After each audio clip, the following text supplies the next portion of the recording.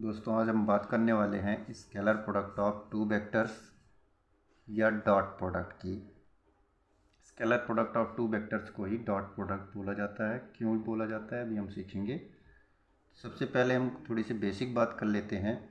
कोई भी physical quantity है दोस्तों, तो या तो वो स्केलर क्वांटिटी होती है या तो वो वेक्टर क्वांटिटी होती है। स्केलर मीन्स हो गया जिसमें केवल मैग्नीट्यूड हो, डायरेक्शन नहीं हो, और वेक्टर क्वांटिटी मीन्स जिसमें मैग्नीट्यूड के साथ साथ डायरेक्शन भी होता है। क्योंकि बात प्रोडक्ट की करने वाले हैं हम दो वेक्टर्स की, इसलिए मल्टीप्लिकेशन की बात करते हैं। और मल्टीप्लिकेशन जो हम आप जनरली करते हैं वो दो स्केलर का करते हैं। तो दोस्तों स्केलर इनटू स्केलर जो होता है वो एक स्केलर ही आता है। अगर हम एक स्केलर क्वांटिटी का वेक्टर के साथ मल्टीप्लाई करें तो क्या होता है, ज़रा देखते हैं। स्केलर क्वांटिटी का मल्टीप्लाई करते हैं वेक्टर क्वांटिटी के साथ। जैसे इसका एक एग्जांपल लेते हैं। एक वेक्टर है मेरे पास ए जो 2i कैप माइनस जे कैप प्लस 4k कैप है, और मुझे thrice of vector A find करना हो। तो इसकी मीनिंग क्या हुई? थ्राइस ऑफ वेक्टर ए का मीनिंग क्या हुआ कि ये एक स्केलर है और ये एक वेक्टर है। तो एक स्केलर का एक वेक्टर के साथ मल्टीप्लाई कर रहे हैं। तो रिज़ल्ट देखते हैं हम क्या आता है। 3 2 जा 6i कैप माइनस 3 1 जा 3j कैप प्लस 3 4 जा 12k कैप, जो कि एक वेक्टर हुआ। तो स्केलर का वेक्टर के साथ मल्टीप्लाई करके रिज़ल्ट कैसा आता है? वेक्टर ही आता है। लेकिन दोस्तों जैसे दोनों फिजिकल क्वांटिटीज़ वेक्टर्स हों, मीन्स वेक्टर का मल्टीप्लाई हम वेक्टर से करें, तो रिज़ल्ट जो है स्केलर भी हो सकता है और दो वेक्टर का आपस में मल्टीप्लाई करके वेक्टर भी हो सकता है। तो यहाँ पर आप देखेंगे दो वेक्टर का रिज़ल्ट जो आ रहा है, प्रोडक्ट जो आ रहा है वो एक स्केलर क्वांटिटी आ रही है, और दो वेक्टर का प्रोडक्ट जो है एक वेक्टर क्वांटिटी भी आ रही है। तो आज जो हम बात करेंगे वो इस टॉपिक पे करेंगे कि जब दो वेक्टर का मल्टीप्लाई करते हैं और रिजल्ट हमको एक स्केलर मिलता है। क्योंकि हमारा टॉपिक है scalar product of two vectors, इसको हम डॉट प्रोडक्ट बोलते हैं। जैसे दोस्तों वेक्टर ए है और कोई दूसरा वेक्टर बी है, और उसका रिज़ल्ट जो है सी आ रहा है, और सी एक स्केलर क्वांटिटी आती है, वेक्टर नहीं, स्केलर क्वांटिटी आती है। तो इस प्रोडक्ट को हम ऐसे डॉट लगा के रिप्रेजेंट करते हैं, इसलिए इस scalar product of two vectors co dot product बोला जाता है। और जो रिजल्ट आता है दो वेक्टर्स का dot product, A vector A dot vector B is equals to आता है mod of vector A mod of vector B into cos theta. तो यहाँ पर जानने वाली ये बात है कि A dot B is equals to A B cos theta, इसको हम ए बी कॉस थीटा भी लिख सकते हैं। दोनों बात सेम हुई, वेक्टर ए का मॉड ए होता है और वेक्टर बी का मॉड बी होता है। तो इसको इस तरह ए बी कॉस थीटा भी हम लिख सकते हैं। Vector A dot vector B can be written as also A B cos theta. इन दोनों तरीक़ों से इसको हम लिख सकते हैं। तो यहाँ पर मन में एक क्वेश्चन अराइज होता है कि ए बी कॉस थीटा ही क्यों, ए बी साइन थीटा क्यों नहीं? तो सबसे पहले हम इसको एक एग्जांपल के माध्यम से समझने की कोशिश करेंगे। तो दोस्तों हम एक एग्जांपल लेते हैं सबसे पहले। जैसे हम जानते हैं कि वर्क एक स्केलर क्वांटिटी होती है, लेकिन ध्यान दें तो वर्क किसका किसका प्रोडक्ट होता है? Work is equals to force into displacement होता है। डिस्प्लेसमेंट, वर्क स्केलर क्वांटिटी है, जबकि आप देखेंगे फोर्स एक वेक्टर क्वांटिटी है और डिस्प्लेसमेंट भी एक वेक्टर क्वांटिटी है। तो चूँकि इसका फोर्स और डिस्प्लेसमेंट जो कि दोनों वेक्टर क्वांटिटीज़ हैं, इनका रिज़ल्ट जो आ रहा है वो वर्क एक स्केलर क्वांटिटी है, सो इन दोनों वेक्टर के बीच में हम डॉट लगा के इसको लिखेंगे। तो W is equals to vector F dot vector D लिखा जाता है, और ये हो जाएगा FD कॉस थीटा। ये जानने की कोशिश करेंगे कि यहाँ पर FD कॉस थीटा कैसे आया। जैसे दोस्तों मान लीजिए कोई एक हॉरिजॉन्टल सरफेस है और ये कोई बॉडी है जिसमें हम F फोर्स अप्लाई कर रहे हैं, फोर्स F, जिससे ये इस डायरेक्शन में डिस्प्लेस हो रहा है। मान लेते हैं डिस्प्लेसमेंट जो है वो D हुआ, सपोज दैट वो T टाइम में हॉरिजॉन्टल सरफेस पे आगे बढ़ कर के वो यहाँ आ जाता है, तो डिस्प्लेसमेंट यहाँ से यहाँ तक जो है वो D हुआ, ठीक है, जिससे वर्क हमको प्राप्त होता है, वर्क जो कि फोर्स और डिस्प्लेसमेंट का डॉट प्रोडक्ट है। तो यहाँ पर आपका जो क्वेश्चन है कि FD कॉस थीटा ही क्यों, स्केलर प्रोडक्ट जो होता है वो FD कॉस थीटा ही क्यों होता है, जैसे साइन थीटा क्यों नहीं होता है। तो ध्यान से समझेंगे, हम फोर्स का दोनों कंपोनेंट यहाँ पर निकालते हैं, एक्स एक्सिस और वाई एक्सिस दोनों पे। तो चूँकि ये एक दूसरे के 90 डिग्री पे प्राप्त होंगे, तो ध्यान से देखिए, मान लीजिए फोर्स और डिस्प्लेसमेंट के बीच का एंगल जो है वो थीटा है। इसको थोड़ा सा हम बड़ा बनाने की कोशिश करेंगे। मान लेते हैं ये आपका फोर्स था और ये वेक्टर D है, इन दोनों के बीच में एंगल थीटा है। ये एंटी क्लॉकवाइज डायरेक्शन में हम लोग एंगल, छोटा वाला एंगल, क्योंकि ये एंगल जो है ये बड़ा वाला एंगल है और ये छोटा एंगल है ना। तो ये हो गया फोर्स और ये हो गया आपका D, फोर्स डिस्प्लेसमेंट D, ये भी वेक्टर है और ये भी वेक्टर है। इन दोनों के बीच में मान लेते हैं एंगल थीटा बन रहा हो, और इसका फोर्स का हम वर्टिकल और हॉरिजॉन्टल कंपोनेंट निकालते हैं, वर्टिकल कंपोनेंट और हॉरिजॉन्टल कंपोनेंट। तो एक रेक्टेंगल बना के समझेंगे। यहाँ पर देखिए ये राइट एंगल ट्रायंगल है, ये हाइपोटेनस हो जाएगा और थीटा के लिए बेस हो जाएगा और ये परपेंडिकुलर। तो देखिए दोस्तों, हमको चूँकि फोर्स जो हम अप्लाई कर रहे हैं और फोर्स F फोर्स अप्लाई करने के बाद डिस्प्लेसमेंट की डायरेक्शन में फोर्स का कौन सा कंपोनेंट लग रहा है ये हमको ध्यान देना है। तो दोनों कंपोनेंट कौन कौन से हुए, F का ये कंपोनेंट जो है F कॉस थीटा कहलाएगा, और ये component vertical component F sine theta कहलाएगा। कैसे, ज़रा ध्यान से देखिए, हमको चाहिए ये वाली साइड, ये राइट एंगल ट्रायंगल का बेस हमको चाहिए, और हमको पता है इसका हाइपोटेनस F है, ये वेक्टर F है, और ये हमको चाहिए कि फोर्स का ये कौन सा कंपोनेंट है, बेस। तो बेस और हाइपोटेनस दोनों के बीच का हमको रिलेशन चाहिए, बेस और हाइपोटेनस।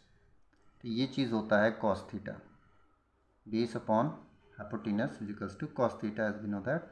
देन हमको बेस चाहिए, क्योंकि बेस चाहिए, तो बेस इज इक्वल्स टू क्या हो जाएगा, hypotenuse into cos theta, hypotenuse into cos theta. यहाँ थोड़ा बड़ा बड़ा देखेंगे, base upon hypotenuse is equals to cos theta, और चूँकि हमको बेस ही चाहिए तो बेस इज इक्वल्स टू हो जाएगा hypotenuse into cos theta. Hypotenuse चूँकि हमारा F है और ये इसके साथ कॉस थीटा, तो बेस हमारा क्या निकल करके आया, F कॉस थीटा। बेस जो है इस राइट एंगल ट्रायंगल का, ये क्या प्रोवाइड करा रहा है हमारा, horizontal component of force F. तो ये हो जाएगा एफ कॉस थीटा, और इस रेक्टेंगल में ये हो जाएगा theta, alternate interior angles are always equal. So ये परपेंडिकुलर हो जाएगा और ये हाइपोटेनस। तो ध्यान से देखिए, परपेंडिकुलर चाहिए हमको और हाइपोटेनस हमको पता है इस राइट एंगल ट्रायंगल में, ठीक है जी। तो परपेंडिकुलर और hypotenuse, perpendicular upon hypotenuse is equals to sine theta. ध्यान से समझिएगा, perpendicular upon hypotenuse equals to sine theta. और अगर हमको परपेंडिकुलर चाहिए, ये वाला चाहिए, तो परपेंडिकुलर इज इक्वल्स टू क्या हो जाएगा, hypotenuse into sine theta, hypotenuse into sine theta. और हाइपोटेनस हमारा क्या है, हाइपोटेनस हमारा फोर्स है, तो एफ साइन थीटा। तो आप समझ में आया होगा कि वर्टिकल कंपोनेंट हमारा एफ साइन थीटा कैसे निकलता है, और हमारा जो हॉरिजॉन्टल कंपोनेंट फोर्स का है वो एफ कॉस थीटा ही क्यों होता है, ठीक है। अब चूंकि डिस्प्लेसमेंट की डायरेक्शन में जो फोर्स काम कर रहा है, फोर्स का जो कंपोनेंट काम कर रहा है वो एफ कॉस थीटा ही है, ठीक है। तो इसलिए हम work is equals to force into displacement into cos theta लिखते हैं हम, जिसमें एफ कॉस थीटा क्या है, फोर्स का हॉरिजॉन्टल कंपोनेंट है, क्योंकि इसी डायरेक्शन में आपका डिस्प्लेसमेंट हो रहा है। और इसमें जो रिस्पॉन्सिबल कंपोनेंट ऑफ फोर्स है वो एफ कॉस थीटा है, इसलिए हम एफ कॉस थीटा ही यहाँ पर रखते हैं। ये F cos theta into D भी लिखा जा सकता है, सुविधा के लिए आपको W is equals to F D cos theta लिखा जा रहा है। तो दोस्तों यहाँ पर आपको समझ में आया होगा कि हम scalar product of two vectors की बात करते समय दो वेक्टर का डॉट प्रोडक्ट जो होता है वो एफ डी कॉस थीटा ही क्यों लिया जाता है, एफ डी साइन थीटा क्यों नहीं लिया जाता है। क्योंकि एफ कॉस थीटा जो होता है वो डिस्प्लेसमेंट की डायरेक्शन में रिस्पॉन्सिबल कंपोनेंट ऑफ फोर्स होता है, इसलिए हम यहाँ पर F cos theta into D लिखते हैं, और जिसको हम सुविधा के लिए W is equals to F D cos theta लिख रहे हैं। तो इस तरह से कोई भी दो वेक्टर हो, जैसे यहाँ पर वेक्टर ए होता और वेक्टर बी होता, दोनों वेक्टर का हम स्केलर प्रोडक्ट निकालते तो वो ए बी कॉस थीटा लिखा जाता। क्या लिखा जाता, ए बी कॉस थीटा, जैसा कि हमने यहाँ पर पहले लिख रखा है, A dot B is equals to A B cos theta.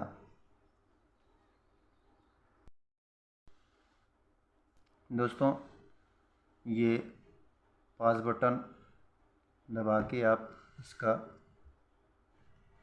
Screenshot ले सकते हो आप, क्योंकि हम आगे अभी अगले नेक्स्ट पेज पे स्पेशल केसेस बताएंगे scalar product of two vectors पे। तो आगे बढ़ते हैं दोस्तों, cases on A dot B is equals to A B cos theta. जैसे यहाँ पर थीटा की वैल्यू को हम चेंज करके कुछ अलग अलग केसेस यहाँ पर सीखने वाले हैं। जैसे यहाँ थीटा की वैल्यू अगर 0 डिग्री कर दी जाए, मीन्स पैरेलल वेक्टर की केस है ये, और दोनों वेक्टर के बीच में जब एंगल थीटा 0 डिग्री होगा तो यहाँ पर रिजल्ट कॉस, चूँकि कॉस 0 डिग्री की वैल्यू क्या होती है, 1 होती है, तो यहाँ पर आप मैक्सिमम वैल्यू फाइंड करेंगे A dot B is equals to A B के। और यहाँ पर अगर थीटा जो है 90 डिग्री कर लेते हैं तो A dot B is equals to cos 90 की वैल्यू होती है 0, सो डॉट प्रोडक्ट क्या हो जाएगा 0। और theta is equals to 180 degree हो जाए तो कॉस 180 डिग्री की वैल्यू -1 होगी, so A dot B becomes minus A B.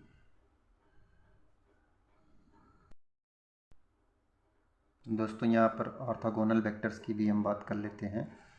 तो एक्स एक्सिस, वाई एक्सिस और जेड एक्सिस, यहाँ पे एक यूनिट वेक्टर हम लेते हैं आई कैप, और वाई एक्सिस पे जे कैप और जेड एक्सिस पे K cap. These are unit vectors, और इनके बीच में दोस्तों देखिए ये आई और जे के बीच में 90 डिग्री का, जे और के बीच में और आई और के बीच में 90 डिग्री का एंगल बन रहा है, मीन्स ये परपेंडिकुलर है इस तरह से, एक्स वाई और जेड एक्सिस।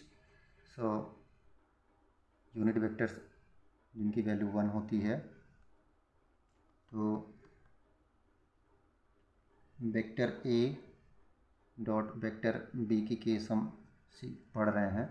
तो यहाँ पर ज़रा ध्यान से देखिए, आई और जे का प्रोडक्ट, आई और जे का प्रोडक्ट जो होगा I cap dot J is equals to क्या होगा, क्योंकि ये एक दूसरे के परपेंडिकुलर हैं। तो जैसा कि हम जानते हैं कि इन दोनों का जो भी प्रोडक्ट होगा उसके साथ कॉस थीटा का भी मल्टीप्लाई किया जाएगा। तो कॉस 90 चूँकि क्या होता है, 0 होता है, तो आई डॉट जे क्या हो जाएगा, 0 हो जाएगा। सिमिलरली जे और के बीच भी प्रोडक्ट 0 आएगा, और आई और के बीच भी डॉट प्रोडक्ट क्या होगा, 0 आएगा। लेकिन अगर आई और आई के बीच, या जे और जे के बीच, या के और के बीच हम प्रोडक्ट फाइंड करें दोस्तों, आई कैप इंटू आई कैप, ये क्या होगा। अब चूँकि दोनों वेक्टर्स एक ही वेक्टर्स हैं, तो इनके बीच में जो है एंगल 0 डिग्री होगा, और कॉस 0 डिग्री की वैल्यू 1 होती है। तो ये चूँकि यूनिट वेक्टर्स हैं, तो इनका मैग्नीट्यूड क्या है, 1 है, इनका भी 1 है, और कॉस 0 डिग्री की वैल्यू भी 1 ही होगी, तो इसका रिजल्ट क्या होगा, 1 होगा। तो इसी तरह जे और जे का भी प्रोडक्ट क्या होगा, 1 होगा, that is equals to K dot K. So यहाँ पर आप ऐसे लिख सकते हो, I cap dot I cap is equals to J cap dot J cap equals to K cap dot K cap is equals to 1 के, and I dot J equals to J dot K equals to I dot J के, I का जे के साथ, जे का के साथ, के का आई के साथ, रिजल्ट हमेशा 0 होगा। ये आपका रिजल्ट आता है।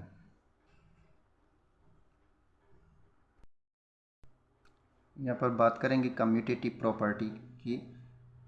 तो जैसे मान लेते हैं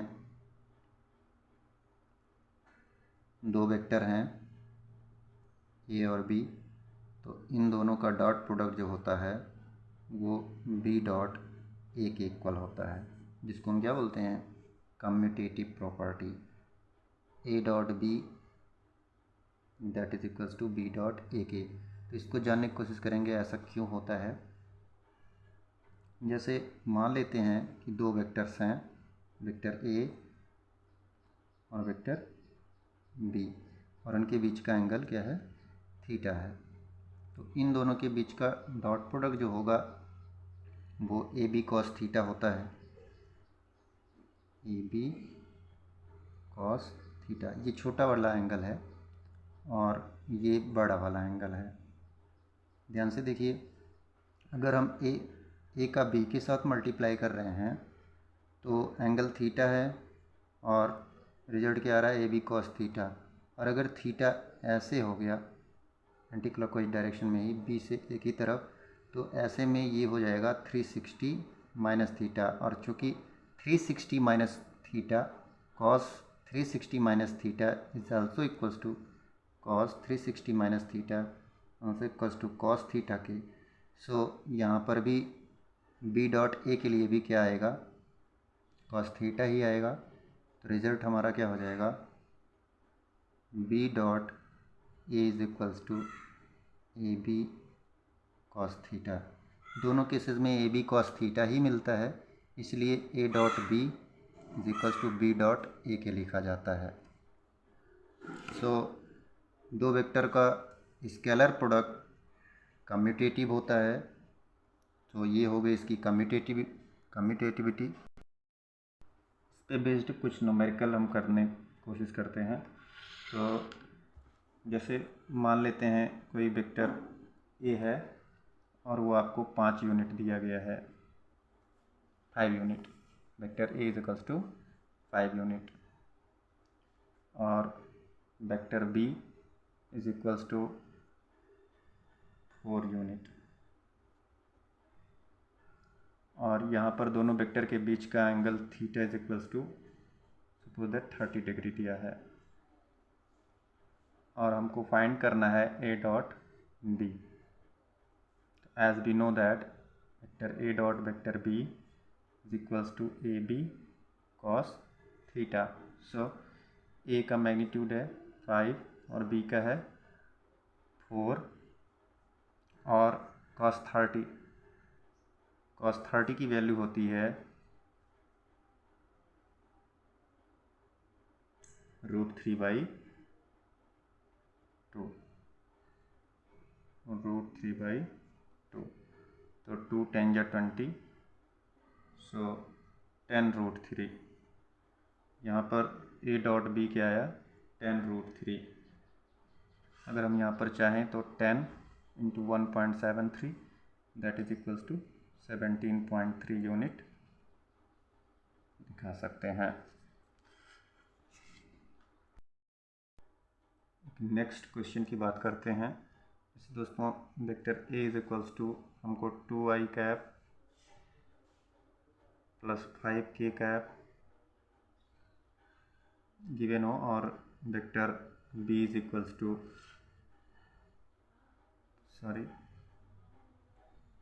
3j cap plus 4k cap given हो, और हमको फाइंड करना हो ए डॉट बी। तो कैसे करेंगे ये हमको सीखना है। यहाँ पर लिखेंगे 2i cap plus 5k cap into 3j cap plus 4k cap. यहाँ पर 2i का i चूँकि यहाँ पर है ही नहीं, तो ध्यान से देखिए, इसका इसके साथ और इसका इसके साथ, फिर उसके बाद इसका इसके साथ और इसका इसके साथ मल्टीप्लाई करेंगे। तो 2 × 3 मीन्स 6, और i डॉट जे ऐसे लिखेंगे, i डॉट जे। फिर उसके बाद 2i का 4k कैप के साथ means 2i cap into 4k cap, तो 2 4 जा 8 i cap k cap, okay, plus 5 3 जा 15 k cap into j cap, 5 4 जा 20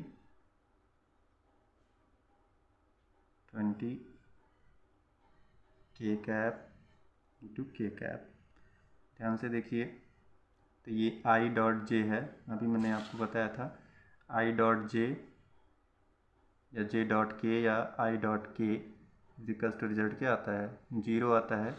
सो यहाँ पर देखिए i डॉट जे 0 हो जाने से ये 6 × 0, ये 8 × 0, और ये 15 × 0, और यहाँ पर 20 × k डॉट के है, k डॉट के इज इक्वल्स टू 1 होता है, यहाँ पर 1 आ जाएगा, और ये हो जाएगा 0 + 0 + 0 + 20, तो यहाँ पर हमारा आंसर आया 20 यूनिट। तो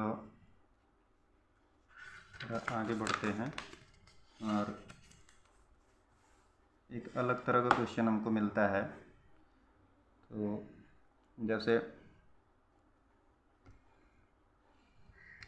1 second,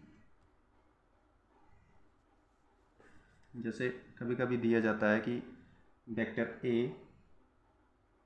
is equals to 2i cap है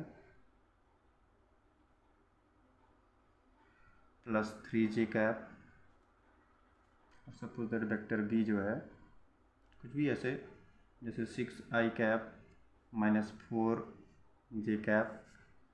और सपोज दैट आपका क्वेश्चन हो कि so that vector A and vector B are perpendicular to each other, ऐसा आपको दिखाना हो, तो फर्स्ट ऑफ ऑल हम vector A dot vector B find करेंगे। यहाँ पे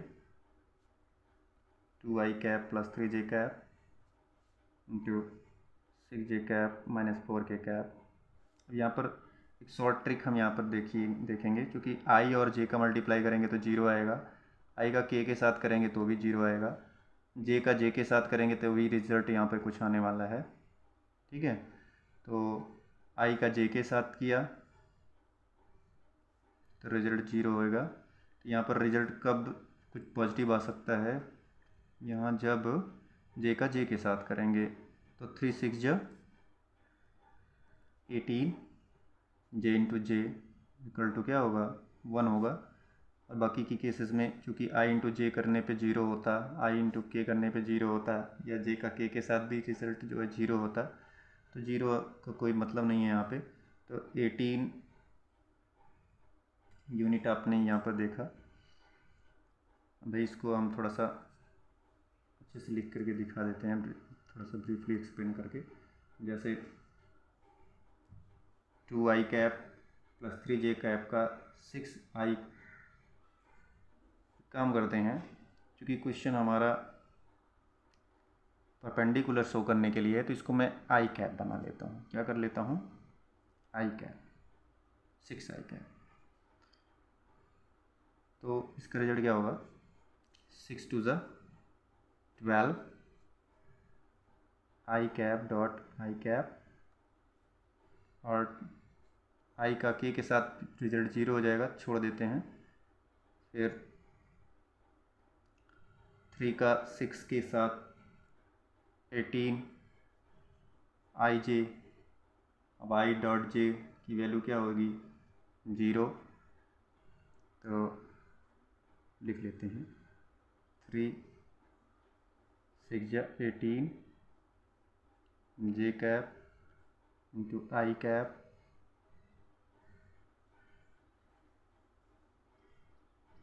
किसका हो गया 2 6 ज 12 आई कैप, और 3j का 6i के साथ हो गया तो 6 3 ज़ा जे डॉट आई। अभी 4k कैसे बाकी है, प्लस 2i का 4k कैप के साथ होगा, तो यहाँ पर चूँकि साइन नेगेटिव है तो 2 4 ज़ा 8, यहाँ पर साइन आपका हो जाएगा minus 8i cap dot k cap, और प्लस का माइनस के साथ मल्टीप्लाई होगा तो यहाँ पर हो जाएगा माइनस 4 3 ज़ा 12 k कैप जे कैप, 12 k कैप जे कैप। ये हो जाएगा 12, यहाँ हो जाएगा 18 into zero means zero,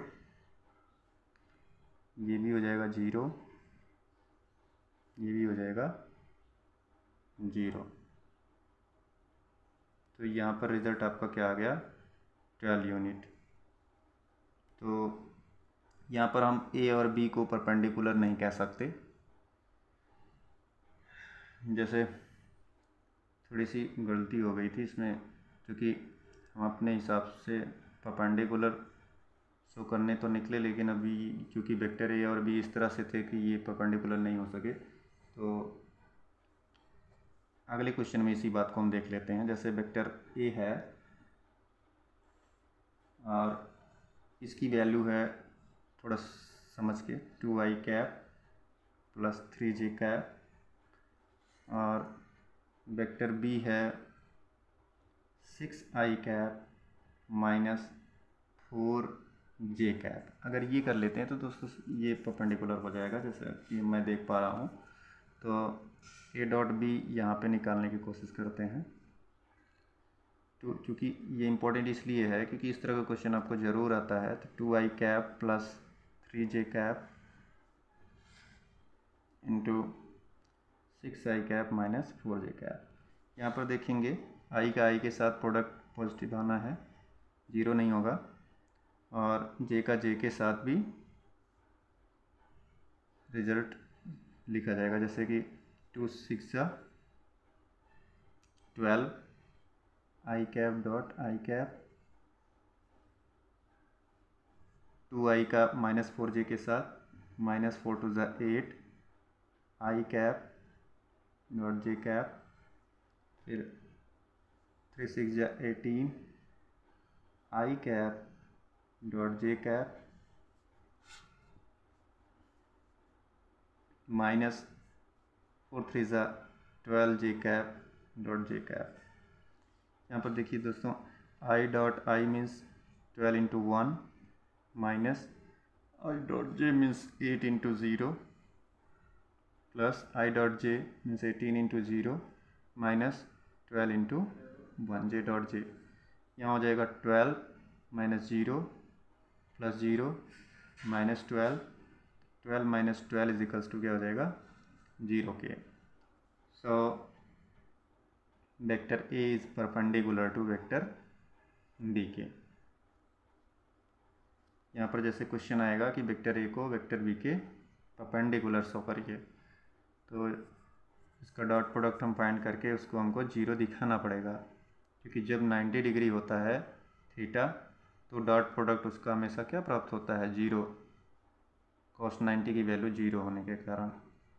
so hence proved that vector A is perpendicular to vector B.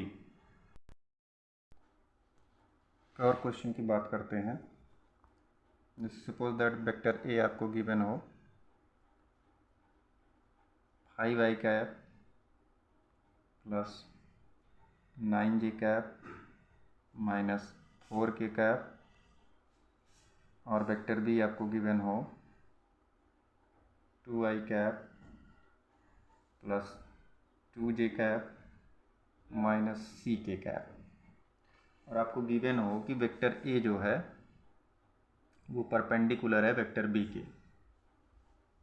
Then find the value of C. C की वैल्यू क्या होगी जब वेक्टर ए और वेक्टर बी दोनों परपेंडिकुलर हो, तो सी की वैल्यू क्या होगी। अब आप जानते हैं कि दोनों वेक्टर अगर परपेंडिकुलर होंगे तो इनका डॉट प्रोडक्ट क्या होगा, हमेशा 0 आएगा। So A dot vector B is equals to क्या होगा 0। अब ए डॉट बी का मतलब क्या हो गया, यहाँ देखिए शॉर्ट ट्रिक है, जैसे ए डॉट बी फाइंड करेंगे तो ये इनका प्रोडक्ट आएगा, इनका प्रोडक्ट आएगा, इनका प्रोडक्ट आएगा, और बाकी सबका 0 हो जाएगा भाई। तो ऐसे कर लेते हैं 5 2 10 plus 9 2 18 minus 4c is equals to 0। 18 plus 10 that means 28 minus 4c is equals to 0 minus 4c is equals to minus 28, minus minus से कैंसिल हो गया। So c is equals to 7, c is equal to 7। तो इस तरह के question आपको आ सकते हैं दोस्तों। वीडियो कैसा लगा तो कमेंट बॉक्स में ज़रूर बताएं, और शेयर करना ना भूलें, और आद्विक एडू आद्विक चैनल को सब्सक्राइब जरूर